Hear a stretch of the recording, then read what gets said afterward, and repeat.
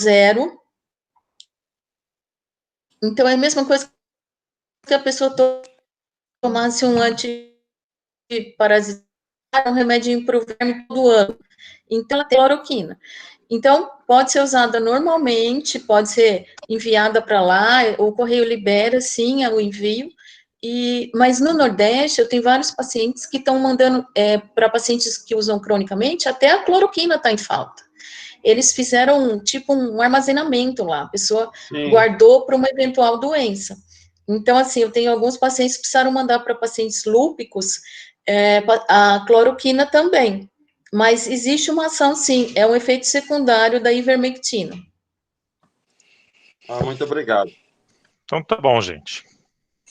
Muito obrigado, Débora. O seu boletim médico sempre traz aí para nós informações importantes de como está a pandemia na nossa região, né? E também um pouco para nos tranquilizar também, até porque hoje em dia está muito difícil conseguir informação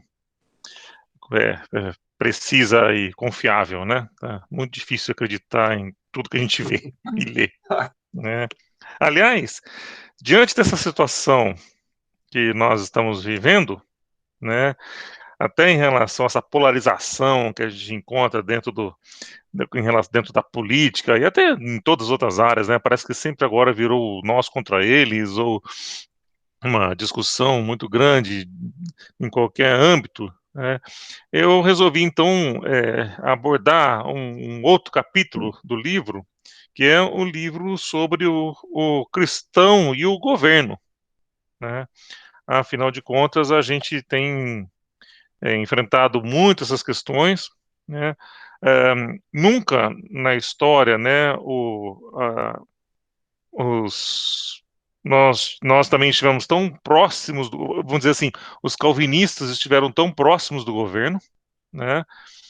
Não quero aqui dizer que o nosso governo, ou que o presidente Bolsonaro, ou seja ele, são amplamente confiáveis, cristãos, verdadeiramente, porque não pode se acreditar simplesmente no que a pessoa tenta demonstrar. Não estou aqui querendo duvidar, só estou querendo dizer que, para mim, em questão de políticos, eu sempre tenho um pé atrás, né? Mas, quando a gente olha, né, a quantidade de pessoas, inclusive de presbiterianos, que estão no governo, né, nunca tivemos tanta proximidade assim, né? Agora nós temos um ministro da Justiça que é um pastor presbiteriano, né? Além de outras pessoas que estão no governo, né, na área de direitos humanos, nós temos outros pastores presbiterianos, alguns não presbiterianos, mas também calvinistas, quer dizer, inclusive eu vi essa semana, né,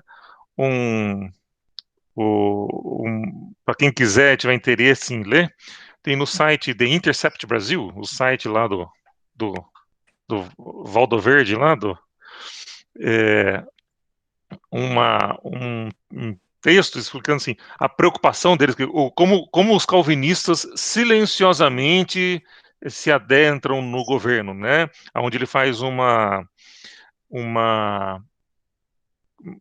crítica ao a postura conservadora, obviamente, né?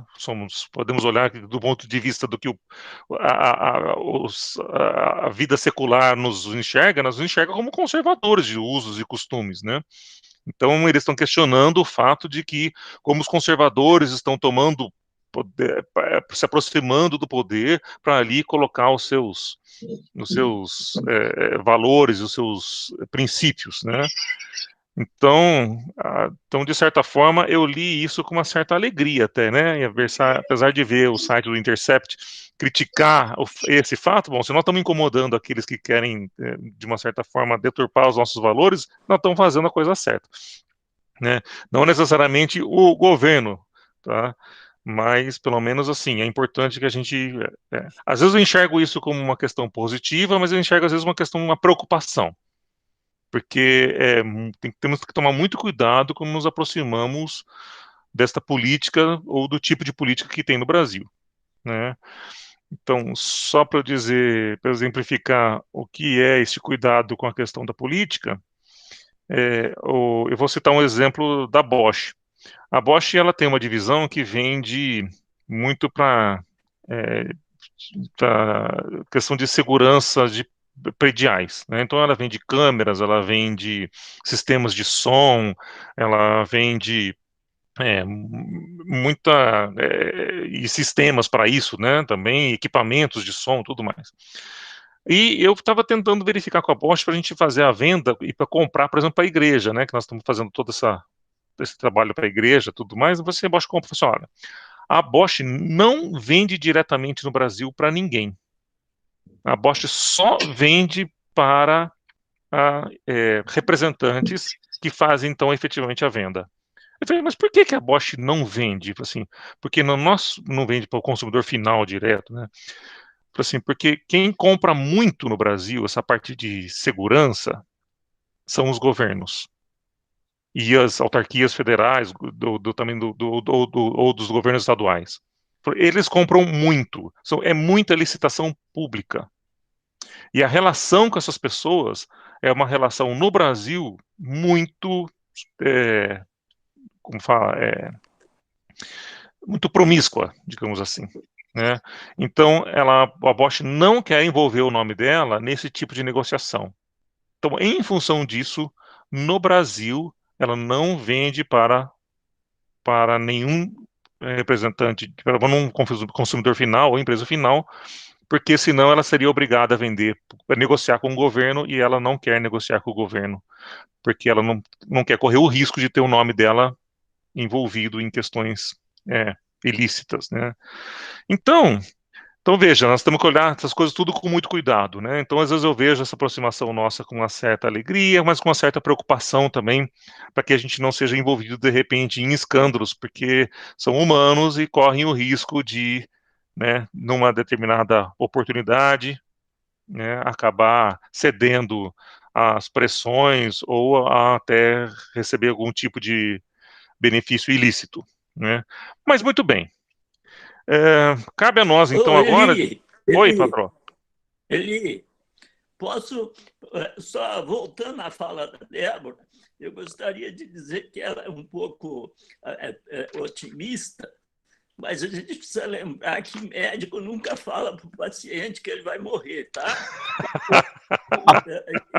E a segunda observação é a alegria que nós tivemos, alguns de nós tivemos ontem, de ver o Matheus lá já no trabalho, na quadra, ajudando a observar as pessoas. Não sei qual era a função dele, mas eu acho que ele é um motivo de gratidão a Deus, porque nós intercedemos por ele e agora nós estamos vendo que Deus atendeu as orações e livrou do Covid-19. Inclusive, eu conversei com o Matheus ontem, né? O livrou até de qualquer sintoma, né? Que ele foi assintomático. Ele teve apenas, acho que uma febre num dia e tudo mais nada, né?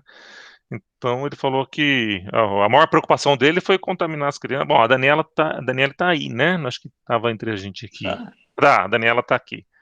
Então, graças a Deus, realmente, pela recuperação dele, que também, né, não sofreu nenhum sintoma, né? Muito bem. Então, vamos debater um pouco, né, sobre essa questão do cristão e o governo, que esse é um assunto que, quando se fala de governo no Brasil, sempre temos oportunidade para poder discutir esse assunto, tá? Então, nós temos 3 perguntas aí que eu selecionei nesse capítulo, para a gente começar o tema, tá? Então, a pergunta número 1.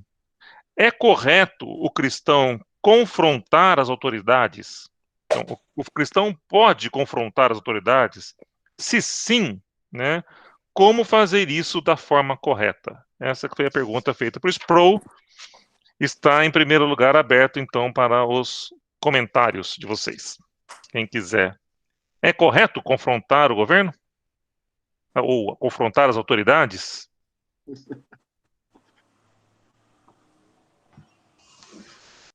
Vai, Débora. Olha, eu falo da minha experiência.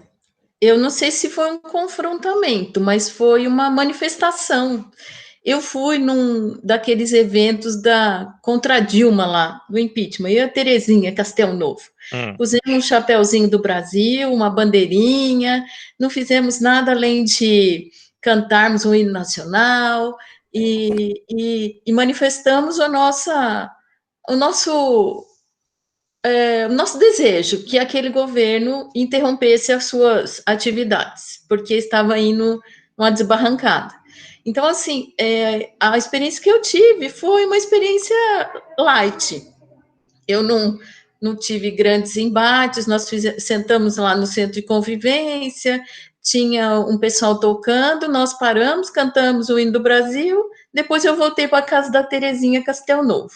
Então, eu acho que foi assim, eu me juntei a um grupo de muitos manifestantes educados, eu imagino que não teve nenhuma baderna, mas foi uma manifestação do meu desejo, eu me senti feliz aquele dia, assim, tipo, não foi bateção de panela, não foi nada disso, mas vestir a camisa e dar uma bandeiradinha lá, eu acho que foi, eu me senti, eu achei que foi uma manifestação simples, mas eu me senti bem.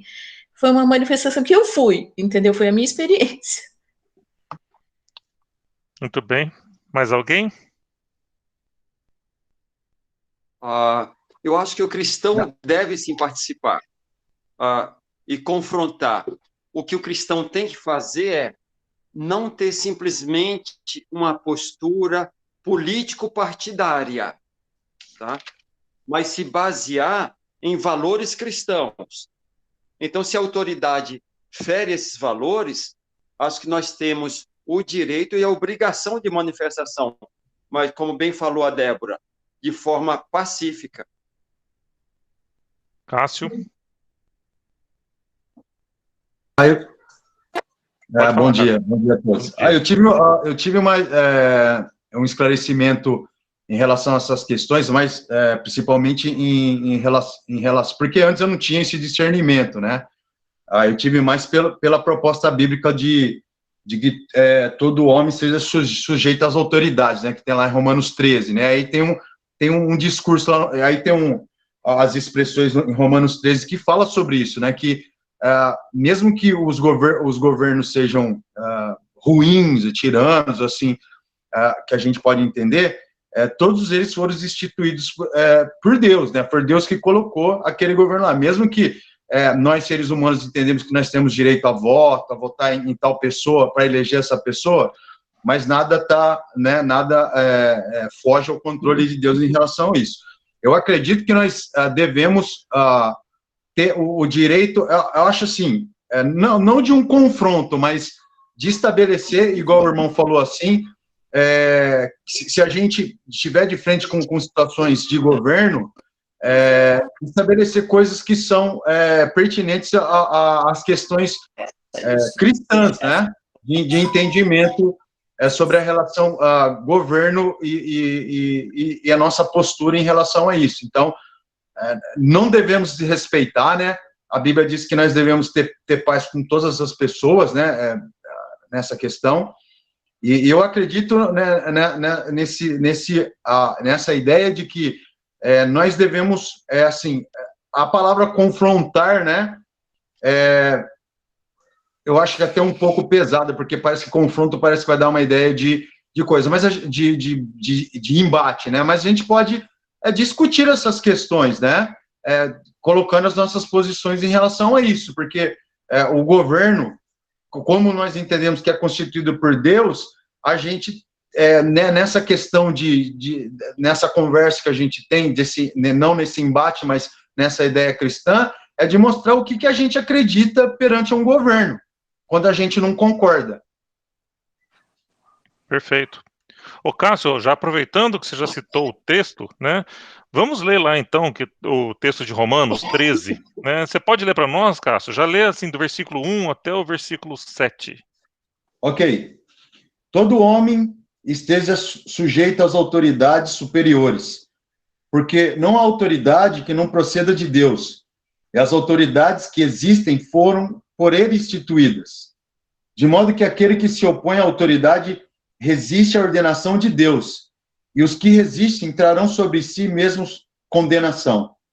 Porque os magistrados não são para o temor, quando se faz o bem, e sim quando se faz o mal. Queres tu não temer a autoridade? Faze o bem e terás louvor dela, visto que a autoridade é ministro de Deus para teu bem. Entretanto, se fizeres o mal, teme, porque não é sem motivo que ele traz a espada, pois é ministro de Deus, vingador, para castigar o que pratica o mal. É necessário que lhe estejais sujeitos, não somente por causa do temor da punição, mas também por dever de consciência. Por esse motivo, também pagais tributos, porque são ministros de Deus, atendendo constantemente a este serviço. Pagai a todos o que lhes é devido. A tributo, tributo. A quem imposto, imposto. E a quem respeito, respeito. A quem honra, honra. Muito bem. Ele, Oi, patrão. eu gostei muito da manifestação referente à participação política partidária. Esta é uma coisa que a gente na igreja tem procurado evitar ao longo dos tempos, porque nós somos uma comunidade, e nesta comunidade existem pessoas que não têm a mesma opinião que a gente. E seria muito desagradável a gente se desentender com o irmão ou ficar de mal com o irmão por causa de uma manifestação político-partidária. Mas eu também entendo que as pessoas têm direito de manifestação e direito de torcer para o partido que ela quer torcer. Obrigado. Perfeito. Exato. Mas voltando um pouco ao texto de Romanos, né? É muito interessante, né? Vamos entender aqui que Paulo está escrevendo, então, para o povo que mora em Roma. E, na verdade, então, olha, vocês ali que estão mais perto ali de quem dominava toda a região na época, né?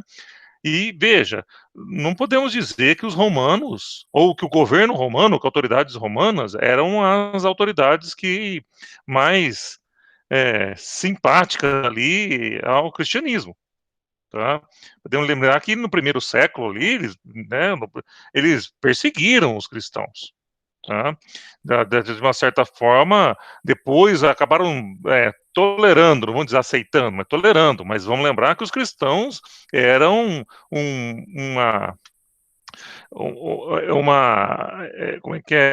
entretenimento para eles quando eles eram jogados aos leões. Veja, então não podemos dizer que este era um governo tão simpático a eles. Então é para esse que Paulo está escrevendo. E que ele está dizendo, então, o seguinte, né? Olha, toda autoridade, seja pela sua bênção, né? Seja para o seu castigo, ela é colocada, ela é instituída por Deus. Né? Então, nós devemos temer e devemos seguir aquilo que as autoridades estão as autoridades instituídas estão colocando como sendo as leis. Tem limite para isso ou não? Quer dizer, a orientação de Paulo é uma orientação, seguir a qualquer custo, seguir de forma cega, ou há limite para que a gente possa entender até que ponto a gente apoia, até que ponto a gente segue, ou se tem algum limite para que a gente não devemos seguir, então?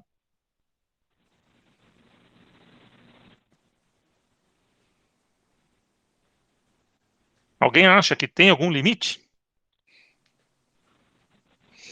Parece que isso é uma coisa bem pessoal, né?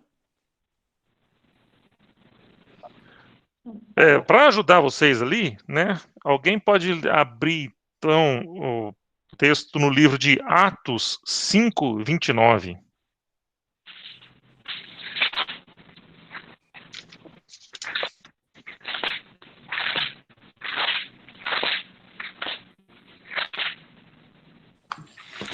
Atos 5:29.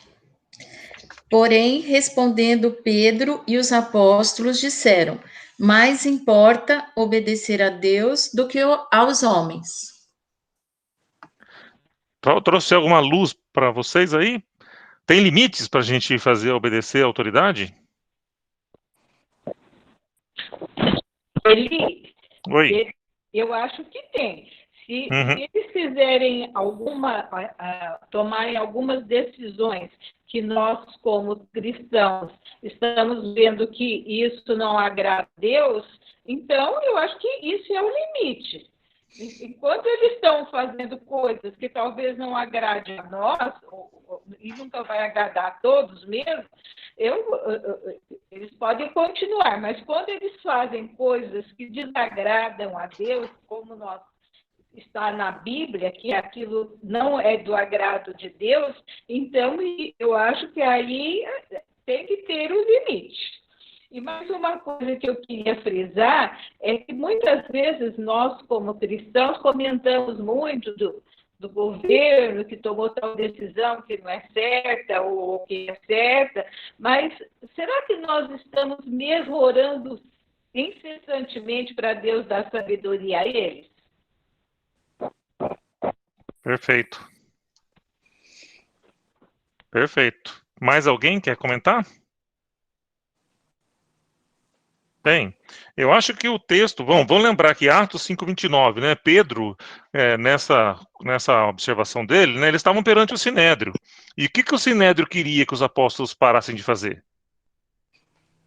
De pregar o evangelho. Pregar o evangelho, né?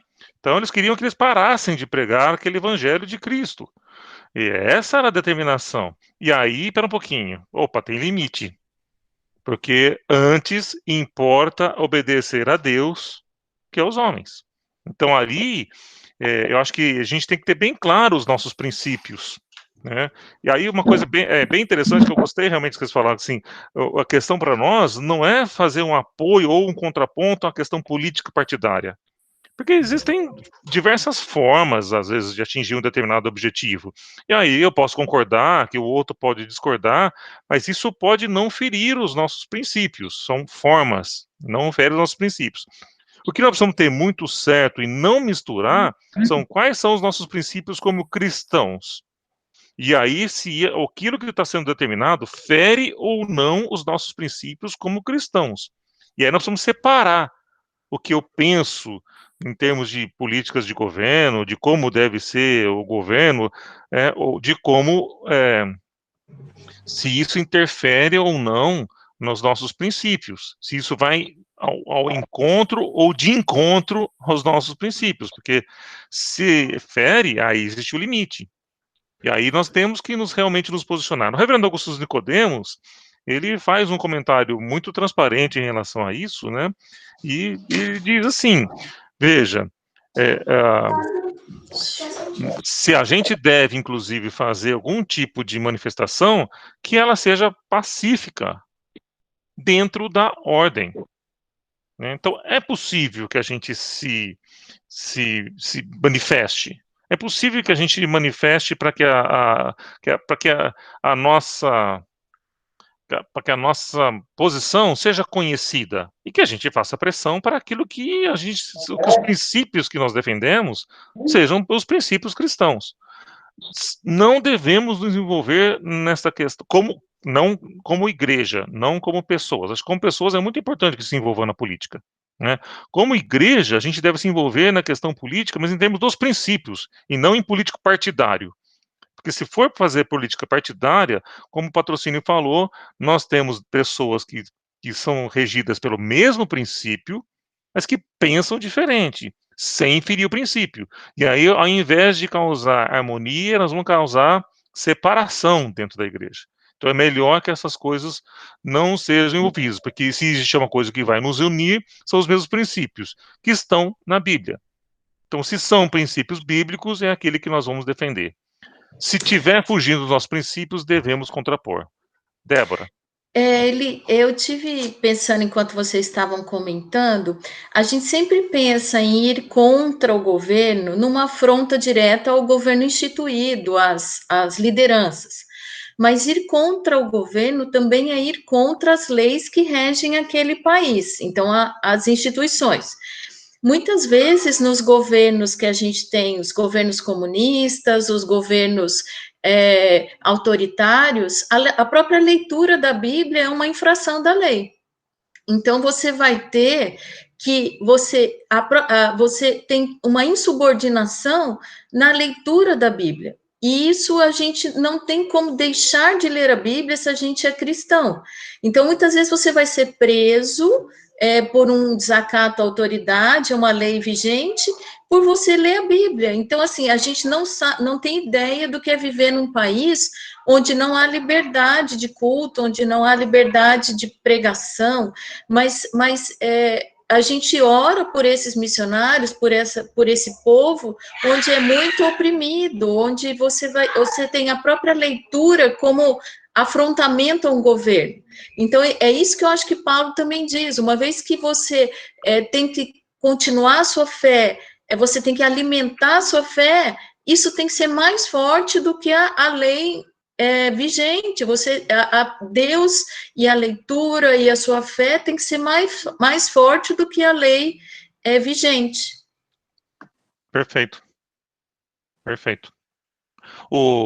A gente, embora não esteja longe de viver um governo autoritário, né, no nosso país, ou de esquerda que proíba a leitura, mas nós temos o reverendo Augusto Nicodemos até coloca no texto, na fala dele, que, olha, estão querendo criminalizar né, o fato da igreja pregar contra o homossexualismo. Eu não vou mudar a forma como a Bíblia determina que é o casamento. Então, caso isso se torne um crime, eu vou continuar pregando, mesmo dentro da cadeia. Pode ser que alguém vá ter que me visitar, ele até brinca, pode ser que alguém vá ter que me visitar dentro da cadeia. Mas aí há o limite, tá? Então, muito bem. Vamos passar para a segunda pergunta, então, tá? Se ainda alguém, como o tema todo nosso vai ser de governo aqui, a gente ainda pode voltar e fazer algum tipo de comentário se alguém quiser, tá? Mas qual é a responsabilidade do cristão em relação ao governo?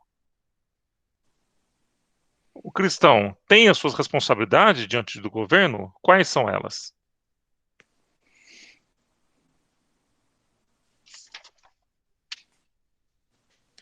Alguém quer fazer algum comentário?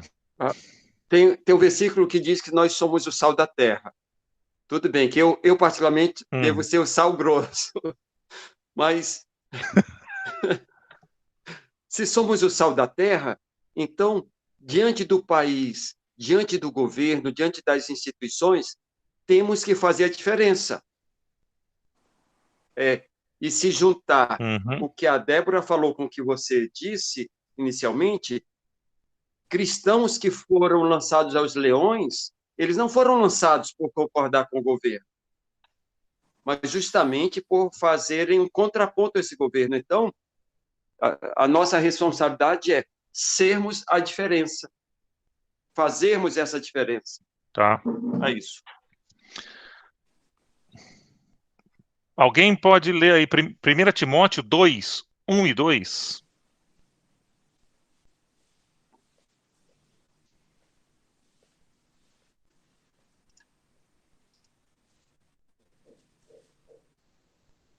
Aí depois, enquanto alguém lê em 1 Timóteo 2, vou pedir para alguém abrir em Tito 3, 1 e 2.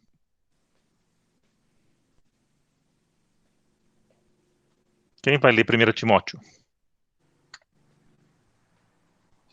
Cássio, então, pode ler, Cássio, 1 Timóteo. Abre o microfone aí. Isso. É 1 Timóteo? É 1 Timóteo 2, 1 e 2. 1 Timóteo. Versículo 1 e 2, né? Tá. Antes de tudo, pois, exorto que use a prática de súplicas, orações, intercessões, ações de graças, em favor de todos os homens, em favor dos reis e de todos os que se acham investidos de autoridade, para que vivamos vida tranquila e mansa, com toda piedade e respeito. Muito bem. Então, veja, aquilo que a dona Ivani falou, né? Em relação... Será que nós estamos orando por esse governo de forma como o 1 Timóteo está nos dizendo? Né? E é interessante observar que o texto de 1 Timóteo coloca até um objetivo, né? De orar pelo governo, né? Para que tenhamos vida tranquila e pacífica, com toda piedade e dignidade. Tá? Então, parece, né, que existe um resultado direto entre o quanto que as pessoas intercedem, né, pelo quanto que elas vão ter de vida tranquila. Tá?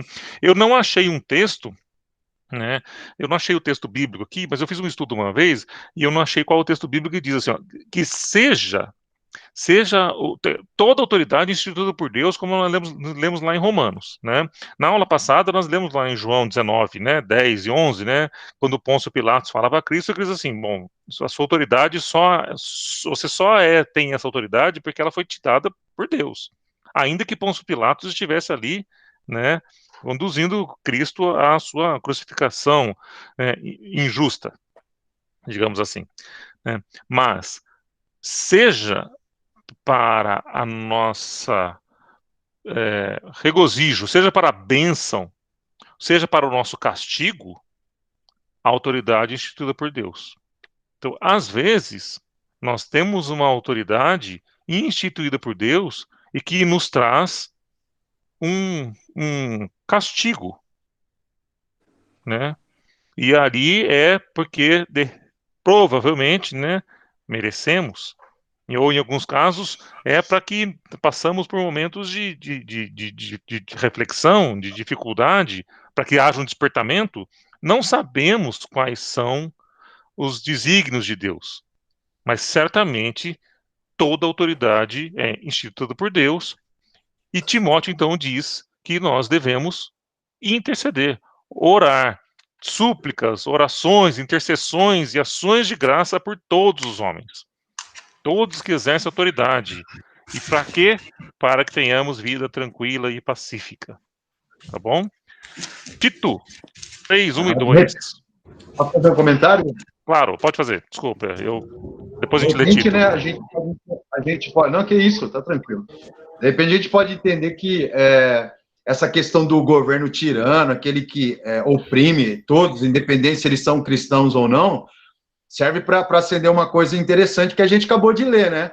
De ter uma força maior em relação aos cristãos para a gente orar pelas nossas autoridades, né? Para a gente ter um princípio, igual está dizendo no texto, um princípio de uma paz, tanto governamental e para as nossas vidas também, mediante esse governo, né? De repente igual você falou, uma reflexão, né? Os cristãos têm que investir mais em oração para que tudo ocorra da melhor forma, para que nós vivemos em paz. Porque a reflexão de tudo isso daí, como o governo é colocado por Deus, vai refletir não só para nós que somos cristãos que acreditam nisso, e aqueles para quem não crê também. Uhum. Perfeito. Depois... Oi, vamos ler o Tito e depois eu quero comentar sobre os governos tiranos. Ah, tá bom. Vamos lá, Tito 3, 1 e 2. Posso ler? Sim, faça o Edir. 3, 1 e 2. Lembra-lhes que se sujeitem aos que governam as autoridades, sejam obedientes, estejam prontos para toda boa obra.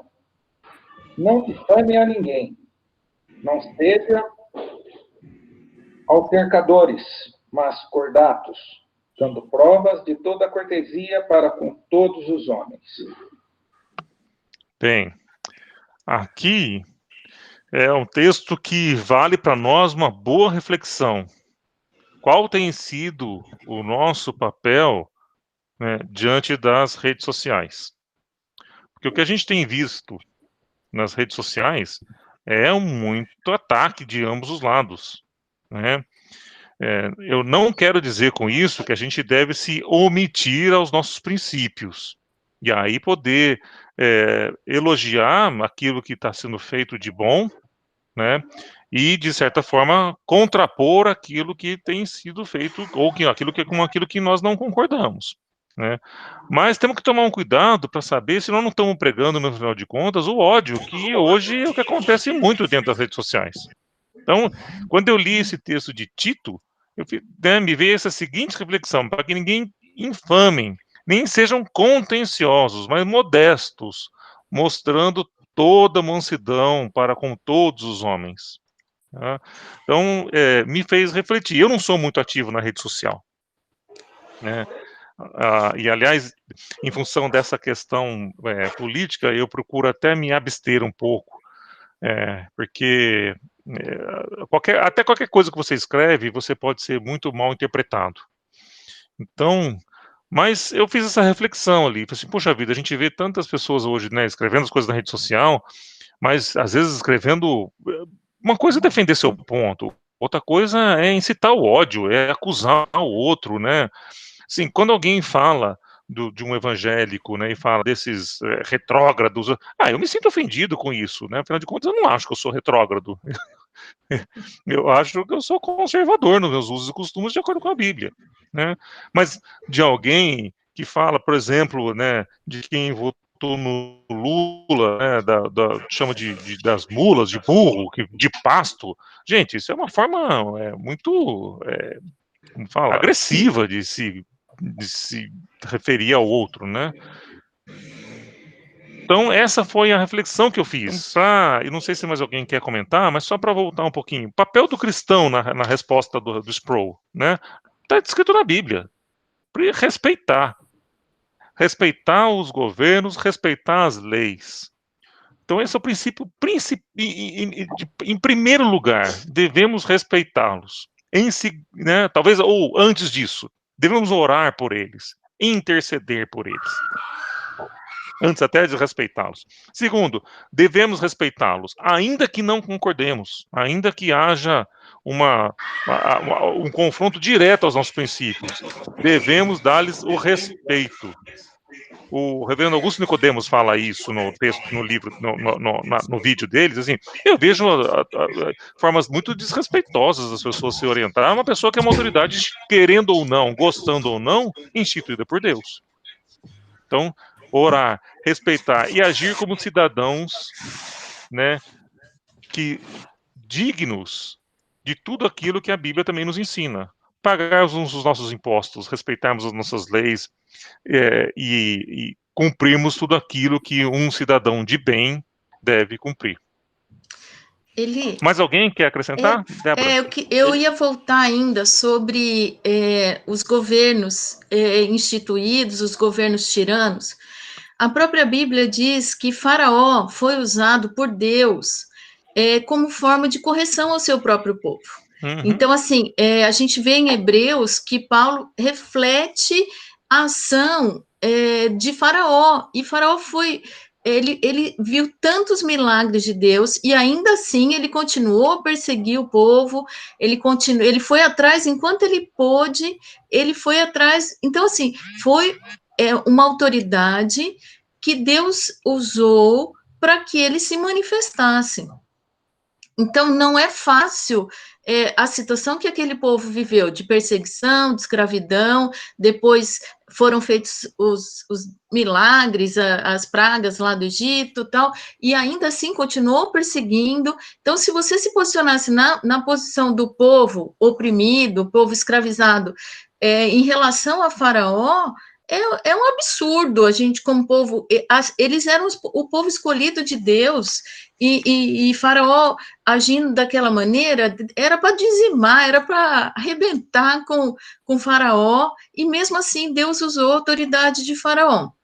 Então, assim, eu acho que os governos tiranos, os governos não são apresentações fáceis para quem está vivendo naquele momento, naquele instante. Eu acho que a gente não tem essa experiência, a gente não sabe o que é perseguição, enfim, mas eu acho que Deus é capaz de usar toda e qualquer situação.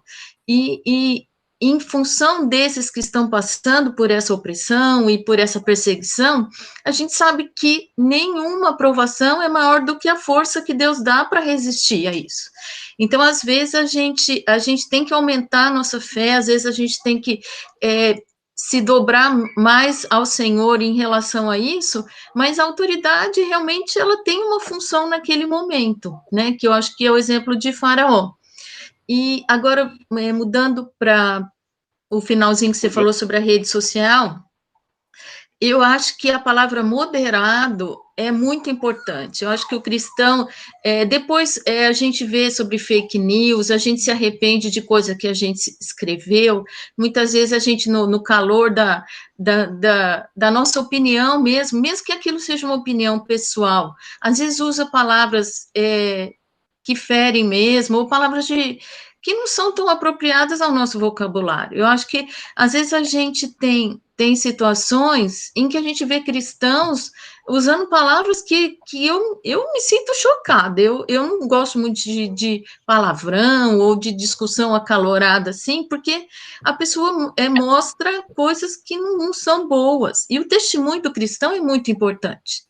Porque depois ele vai no seu trabalho, ele vai na sua vida social, e a pessoa fala, mas eu vi o que você escreveu, eu estou sabendo da sua vida. Hoje em dia, você se expõe muito e todo mundo pode ler. Eu sei disso porque uma coisinha pequena que você põe na rede social, uma vez eu cortei o cabelo do Danilo e eu, muito esperta, coloquei a foto dele de cabelinho cortado.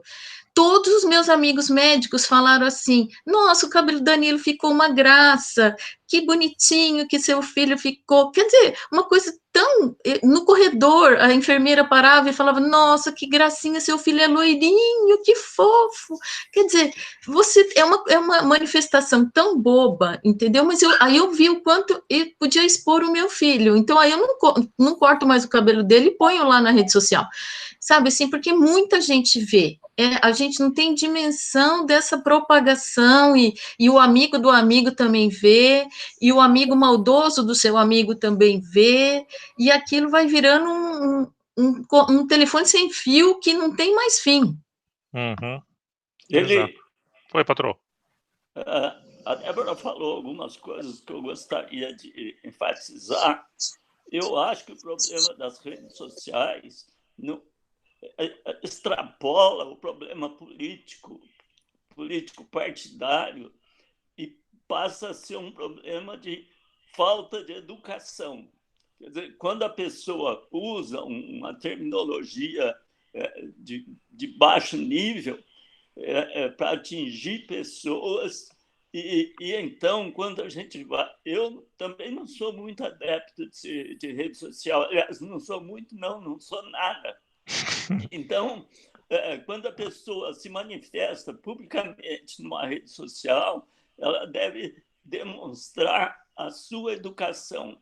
E o leitor vai julgar se aquele cara é uma pessoa educada. Educada não quer dizer culta, doutor, etc. Basta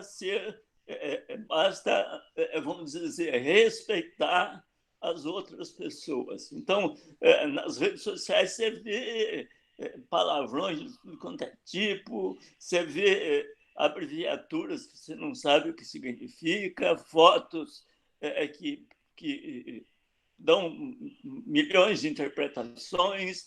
Então, eu gostaria de terminar esse pedaço dizendo: não é demonstração política, não é nada que contraria o governo, Bíblia, outra coisa. É falta de educação. Verdade. É verdade mesmo. Muito bem. Fala, Cássio. Vou complementar mais um pouquinho do que todo mundo falou, começando pelo que você tinha falado, né? Hoje a gente vive eu não sei se esse contexto ele ficou mais assim visual por causa das redes sociais, hoje a gente vive um contexto reacionário, né? E, infelizmente, esse contexto reacionário acaba trazendo, igual o pastor falou, a falta de educação, porque se as pessoas, elas defendem um lado, um outro, ou um terceiro lado, sei lá, e a partir dessa manifestação, a pessoa ela não sabe se manifestar com palavras ou até mesmo com ideias para que não firam uma outra pessoa ou alguma coisa que vai ao contrário ao dela, a gente vê uma situação reacionária. E nesse caso, o que deixa a gente mais chocado, assim, mais triste, que tem muito cristão que está envolvido nisso, né? Ou a gente pode chamar de pseudo-cristãos, porque se a Bíblia diz que um dos frutos do Espírito é a mansidão, né? E também a gente tem que, né, falar sobre aquilo que a gente crê, igual você citou há pouco tempo aí, com mansidão e respeitando as pessoas, o princípio do respeito. Eu acho que na rede social a gente não pode acreditar que tenham cristãos que sejam reacionários dessa forma, de trazer palavras de baixo calão e esses tipos de reação que ferem uma outra pessoa, mesmo porque a gente entende que o próximo é a imagem e semelhança de Deus. É isso aí, Cássio. Eu não chegaria só ao limite de chamar de pseudo-cristãos, porque às vezes essas questões são acaloradas e as pessoas acabam saindo de si, né? Mas certamente é um erro, e do qual a gente deve nos policiar e tomar cuidado para não cair num pecado de ofender a própria criação de Deus, né? Perfeito. Muito bem. Terceira pergunta para a gente encerrar, tem 6 minutinhos aqui ainda, né? O cristão deve trabalhar para ter valores cristãos nas políticas públicas? O cristão deve se movimentar, deve fazer lobby, ou vamos dizer assim, pressão no governo para que as políticas públicas tenham valores cristãos? Sim. Sim. Né? Acho que essa pergunta é meio óbvia, né? Mas é que eu acho que é uma questão muito interessante que a gente não pode confundir, né? A questão da separação entre o Estado e a Igreja, né? Isso que, historicamente, essas questões foram muito discutidas, né? E, de fato, durante muito tempo, a Igreja interferiu tão forte no Estado. Tá? E agora, em alguns regimes, nós temos o contrário, né? O Estado interferindo na vida religiosa da Igreja, que permite ou não determinadas manifestações ou exercício de determinadas religiões. Então, não podemos confundir, e precisamos ter isso muito claro, que ter princípios cristãos são questões que nos interessam e que nos importam para nós que eles sejam utilizados dentro das políticas públicas. Afinal de contas, né, um governo ele é estabelecido, e desde a antiguidade, né, os governos são estabelecidos para quê? Para promover o bem e para coibir o mal. Afinal de contas, esses são os dois principais objetivos do governo, né? Promover o bem ou então coibir o mal. Até um mau governo, até um governo corrupto, é melhor do que um não governo, porque se não tivesse governo nenhum, se tivesse tudo por conta de cada um faz o que quiser, né? Seria uma situação muito pior do que a situação de ter um governo, ainda que ele seja corrupto. Tá? Mas esta questão da separação entre igreja e Estado é uma questão fundamental, porque nós podemos correr o risco de amanhã o Estado não ser favorável ao cristianismo. E aí, se eu defendo que o governo pode interferir na religião, amanhã muda o governo e aí eu teria que mudar de opinião. Então não é possível que eu defenda essa ideia. Tá? Porém, o fato de haver separação entre igreja e Estado né, não significa uma separação para nós entre o Estado e Deus. Afinal de contas, o governo é instituído por Deus. Então, nós até acreditamos que esses governantes irão prestar conta diante de Deus pela autoridade que lhes foi dada. Então, eles terão de prestar conta. Bom, que princípios cristãos?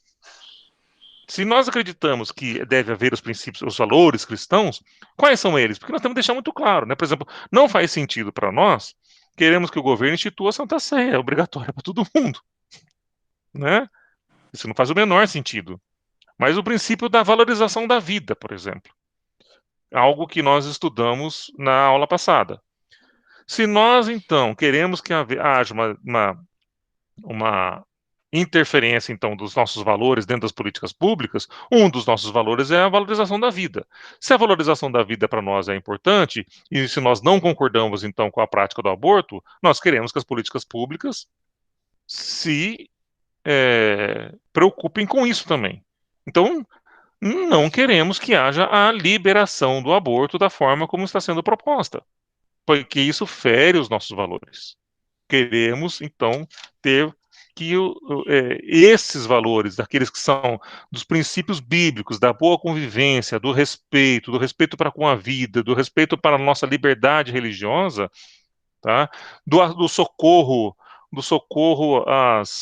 aos necessitados, do socorro aos mais pobres, né? São esses os princípios que regem a nossa vida, que são regidos através da Bíblia. Então, importa, sim, para nós, como cristãos, que esses princípios sejam colocados dentro das políticas públicas. Ora, vejam, podemos, às vezes, discordar da forma, né? Então, vamos pegar aqui, por exemplo, do socorro aos mais pobres, do socorro aos necessitados. Tem gente que pode discordar da forma. O puro assistencialismo, né, mais vicia, né, mais causa dependência do que do que resolve o problema. Mas em determinado momento ele é necessário. Então pode haver pessoas que pensam num estado mais com mais responsabilidade, um estado mais cheio. Tem gente que pensa num estado mais enxuto, mas são formas. Não podemos confundir aqui os nossos princípios com as formas de se atingir esses objetivos, né? Então, veja, uma questão, né? O Bolsonaro, quando assumiu, e ele está muito próximo dele de uma certa liderança evangélica, né? O que fizeram na posse dele? Vocês lembram? Não. Ungiram o Bolsonaro, né? Então, ora, para nós, cristãos, né, esta unção, ela tem uma responsabilidade, uma questão muito mais além do que simplesmente você dar um apoio ao que a pessoa siga que implemente os princípios que são cristãos. Então, nós, como cristãos, certos do que, conhecedores do que significa a unção de Deus em cima daqueles que são ungidos por Ele, né, não podemos aceitar que, de repente, ele seja ungido como se fosse ali a representação de um enviado por Deus, um Messias para salvar a população, tá? Então, veja, princípios cristãos, mas dentro daquilo que faz sentido. Porque aquilo que nós devemos tratar dentro da igreja deve ficar dentro da igreja, para que haja a correta separação entre o Estado e a igreja. Oi. Desculpa, você quer encerrar algum Não, pensamento? não, eu queria, pode comentar, que depois, a gente já passou da hora aí, mas se as pessoas tiverem um pouquinho mais de paciência. Só um minutinho, é rapidinho. Eu acho que, assim, essa intersecção aí que há de Estado e igreja, às vezes leva a algumas manifestações que podem até falar contra a igreja. Uma das coisas que eu tenho percebido é a insistência, principalmente no Rio de Janeiro, de pastores que insistem em abertura dos templos, tá? Muitas vezes por causas escusas, às vezes por causa de dízimo, precisa do movimento no templo, entendeu? Uhum. E com isso tem insistido pela abertura. Um exemplo que a gente vê é o Silas Malafaia, tá? Então ele briga frontalmente com as autoridades da saúde, da ciência, para que haja uma rápida abertura dos templos. Isso, uma vez que ele é um evangélico de mídia, ele está insistindo nesse fato da abertura, isso fala muito contra os cristãos, porque a gente tem que pensar que ele leva uma responsabilidade, parece que ele fala em nome de todos os evangélicos, entendeu? Então, assim, eu acho que Deus vai cobrar muito dele essa proeminência que ele está tendo, e às vezes uma liderança desnecessária, mas eu acho que aí excede também essa liderança, esse contato com os evangélicos. O Bolsonaro ameaçou liberar as igrejas mesmo, por força da pressão da bancada dos evangélicos. Então, eu acho que nós, presbiterianos, nós temos esse zelo e essa cautela de sermos muito coerentes nesse sentido. Mas a gente tem visto evangélicos aí radicais e que querem fazer voz, levantar a voz e serem mais radicais. Eu acho que eles não me representam. Silas Malafaia não me representa.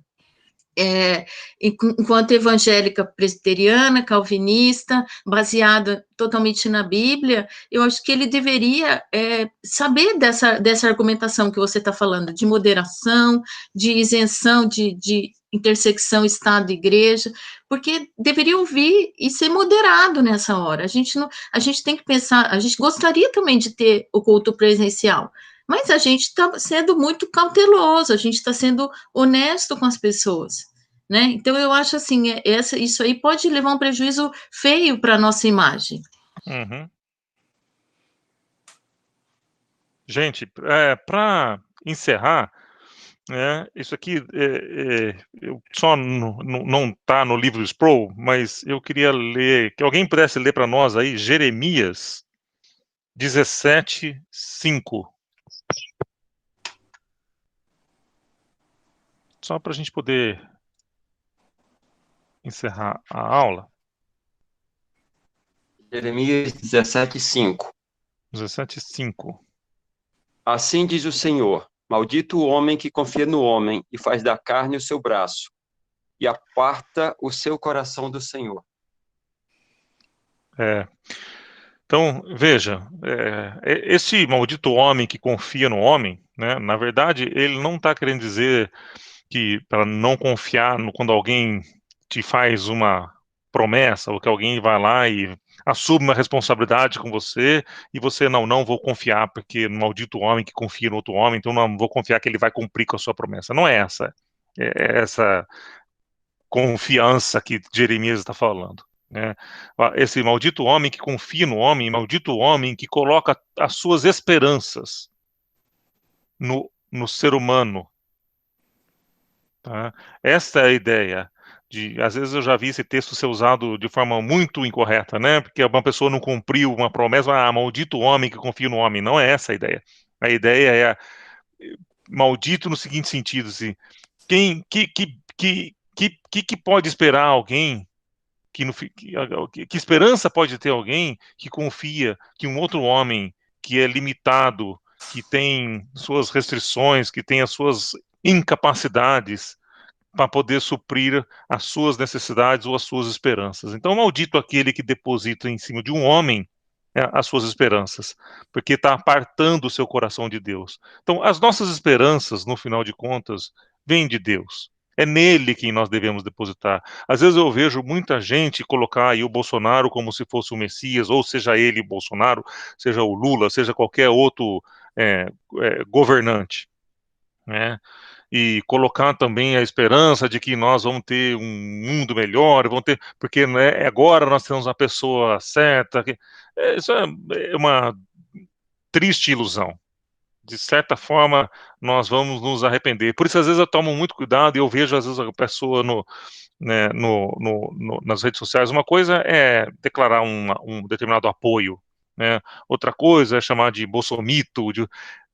Eu acho que há um certo exagero, e eu acho que a gente, como cristão, deve tomar um certo cuidado em relação a isso. Eu não quero aqui fazer nenhum tipo de julgamento, né? Mas a gente deve tomar um certo cuidado em relação a isso, porque eu acho importante declarar apoio sobre algo que a gente que vai se vai ao encontro dos nossos princípios, dos nossos valores. Acho importante declarar apoio, né? Isso faz parte da política. Mas eu acho que a gente tem que tomar cuidado, porque eu acho que tem que ter limites nesses apoios. Afinal de contas, nós não podemos ser cegos a algumas coisas que acontecem. Nós devemos ser críticos. Apoiar naquilo que é importante, ser crítico naquilo que é importante, e não depositar nossas esperanças nos nossos governadores, ou nossos governantes. Eles não são dignos, né? Como disse o Ariano Suassuna, meu herói não morreu de overdose. Meu herói morreu numa cruz, né? Eu acho que esse é o nosso princípio e é dele que vem as nossas esperanças. Eu acho que não sei se alguém quer aí fazer mais um comentário para a gente poder encerrar então a aula. Oi, Eli. Não? Oi, Camila. Camila, eu queria fazer um comentário assim. Eu penso que, na realidade, Eli, nós somos uma civilização ocidental, que é fulcrada no cristianismo. E nós já estamos numa situação limite, porque a gente está vivendo já há muitos anos uma revolução cultural contrária a Deus, contrária aos valores cristãos. Isso é visto claramente nas músicas, nos ritmos, inclusive dentro das igrejas, nas programações da TV aberta e nas leis do nosso país. E, na verdade, a falta de posicionamento do cristão como cidadão acaba sendo uma aquiescência com a quebra, com o desrespeito dos valores do reino. Então, como cristãos, eu penso que nós devemos buscar representantes que defendam esses valores, que defendam esses valores, porque o Estado ele é formado por representantes do povo, todo o poder emana do povo. Então, nós que colocamos representantes lá, e então há sim uma responsabilidade do cristão em defender esses valores, em eleger pessoas que representem esses valores e também defender as pessoas que se dispõem nessa batalha tão árdua, que é enfrentar toda uma revolução cultural, um sistema que foi totalmente pervertido. Então, realmente, nós estamos vivenciando uma situação altamente no limite. Realmente é uma guerra cultural gigantesca. E como você bem colocou, os cristãos, eles defendem valores conservadores. Os cristãos, sejam reformados ou até não reformados, eles defendem os valores conservadores. Então, é muito séria a questão da representação e da gente legitimar a conduta dos representantes legítimos, e não daqueles que têm usurpado o poder, né? Que têm se utilizado aí do poder para fazer o mal, para atender a interesses espúrios. Por isso, a importância realmente dessa legitimação e defesa daqueles que se dispõem como verdadeiros combatentes, como verdadeiros guerreiros, né, no Estado, para defender os valores do reino, que são os valores que o nosso país foi fundado, né? Camila, você me lembrou de uma frase que Edmund Burke falou, isso não é porque eu decorei, não, que o Google ajuda a gente muito nessa questão. Ai, que bom. Para que o mal triunfe, basta que os bons fiquem de braços cruzados. Exatamente. Então, acho que isso é uma questão. Não precisa muita coisa, né? Então, a gente às vezes precisa. Então, a gente realmente precisa se posicionar, a gente precisa defender os nossos valores, precisamos influenciar tudo isso com respeito, com mansidão, né? E para que a gente também demonstre nisso, né, o espírito que vive em nós, né? Para que a gente também não caia do outro lado, né? E aí a gente acaba sendo, perde-se a confiança, perde-se, então, o respeito, e as pessoas acabam, bom, não acredito nisso que essa pessoa está falando, né? Porque ela fala de uma forma tão agressiva, né? Tão abusiva. Mas você tem razão, obrigado pelo seu comentário. Gente, nós passamos aqui já 12 minutos. Muito obrigado pela presença de todos. Boa semana. Voltamos, então, no domingo que vem, né? Até mais, gente. Obrigado, e obrigado pela participação de vocês. Obrigado a vocês. Uma boa feijoada para todos. Boa feijoada. Eli, Oi, obrigado, porque a gente sabe do esforço da equipe da cozinha de preparar com tanto carinho. Então, você, Suzana e Companhia Limitada, porque agora a gente tem um almoço sossegado, mas vocês trabalharam demais desde sexta-feira. A gente não tem como agradecer um pessoal que se dispõe no meio dessa loucura aí, de tanta atividade, todo mundo tentando se isolar e vocês nos ajudando. Muito obrigada. Eu vou experimentar, semana que vem eu falo para você como é que estava a sua feijoada. Obrigada. Tá bom, não é minha. Não é a minha feijoada. Não, a da turma aí. Feijoada da turma, tá? Teve o pessoal lá que todo trabalhou, a Silvinha, a Suelene, a Arlete, a Ana, até o Davi dessa vez foi lá ajudar a gente lá. A Marcela, que também não deu a maior força lá, né? O pessoal lá se empenhou bastante, gente. Mas foi muito gostoso. A gente faz isso, a gente tem o maior prazer em fazer. Esperamos que vocês curtam. E façam um bom proveito. Obrigado, viu, Débora? Obrigado a todos aí, gente. Bom dia. Um abraço e obrigado. Obrigada. Bom domingo.